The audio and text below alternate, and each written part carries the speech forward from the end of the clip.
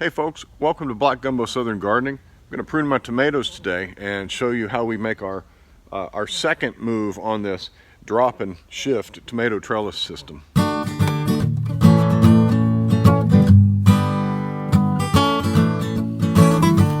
Okay, you can see that we have clipped our tomato plants and we're growing them as a single leader.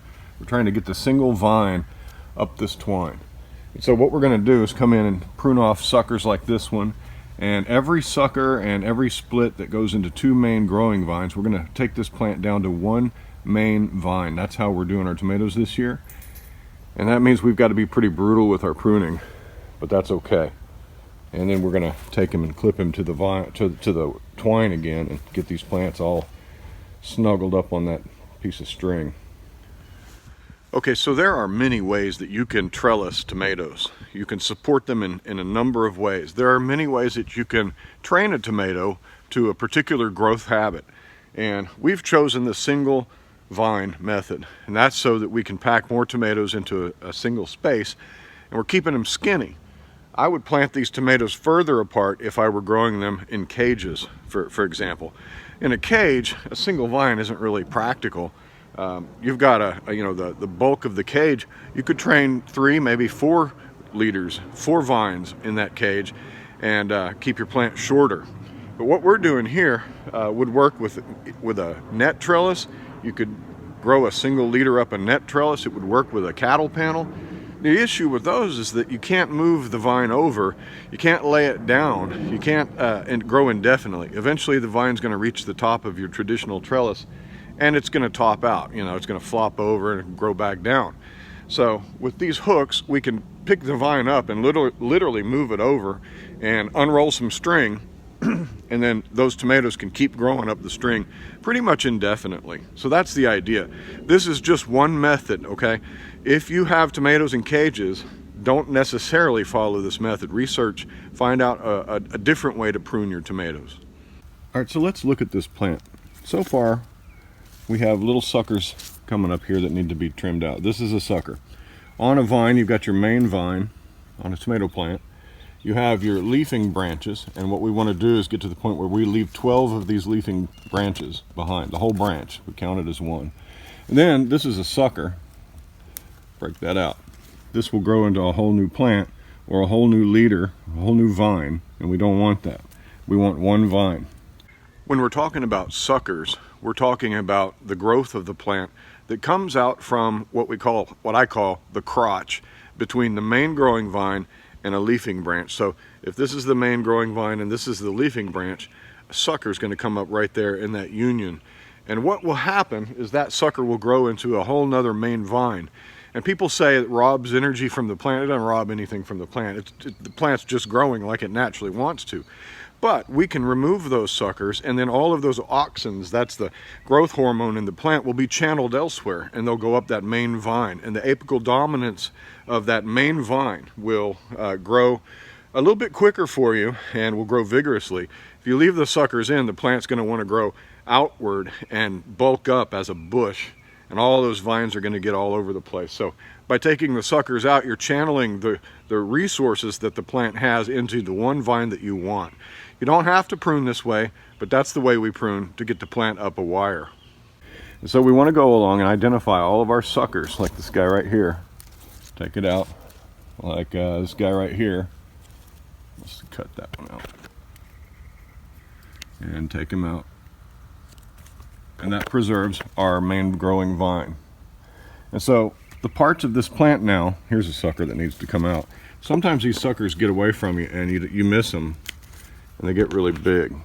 Sorry for the shakiness, I'm trying to do this one-handed. So the parts of a tomato plant then are the leafing branches, like this one, like this. That's a leafing branch, like this. That whole thing is a leafing branch. On this variety we have fruiting spurs, and these are where you get those cascading tomatoes. You get big trusses of tomatoes. And then the main vine. If you let a sucker grow out of the crotch of a leafing branch and the main vine, you'll have another growing vine, and we don't want that. So we have now cleared this guy of all the suckers we can find. Now we need to get him back on the string here. I'm using these trellis clamps. You can use these on nets, you can use them on these strings. And all you do is you capture the string in the hinge there. And when you close it up, you capture your vine in the loop. So let's get this guy kind of tied up here.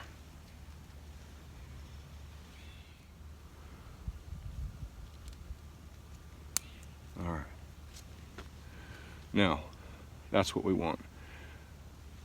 1, 2, 3, 4, 5, 6, 7, 8, 9. Yeah, we're not quite there where we can start lopping off branches. While you're pruning, you might as well clean the plant up of leaves that are looking yellow or leaves that are touching the ground. You don't want that. All right, check this out. We just put this plant up and cleaned it up, but here, right here, that's a whole nother main growing vine, and you can see how we've identified that it is in fact a sucker because it's in the crotch of a leafing branch. I don't know if you can see that down there, but this is a sucker, and we almost let that go. I need to take that out. There we go. Now, did we miss any more? No. So now you can see it's a little more clean. We have a main vine, and all we have on this main vine from here up is leafing branches and fruit trusses. Wow, we've got a lot of suckerage going in here.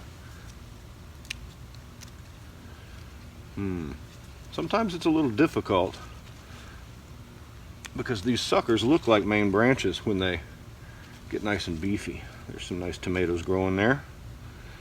All right, we'll trim these that are touching the ground here. It's hard to tell up in here what's all going on. When you get to the tops of your plants and you see little suckers in there, but the whole plant's real dense right there, I like to just wait and let it grow out a little bit before I try any pruning of those suckers, because, well, I don't want to snap anything off.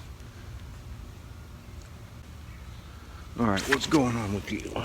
Let's see. There's a huge sucker. Needs to come out. There's a little sucker we can snip out. What is this? That's a sucker that needs to go. Got fruit down in here. That's encouraging. Look at those fruits. That's beautiful. Oh, I can't wait. All right, let's deal with this plant. Identify your leafing branches, and you can identify suckers that are in the crotches of those leafing branches and take them out. We don't want those for the single leader growing system.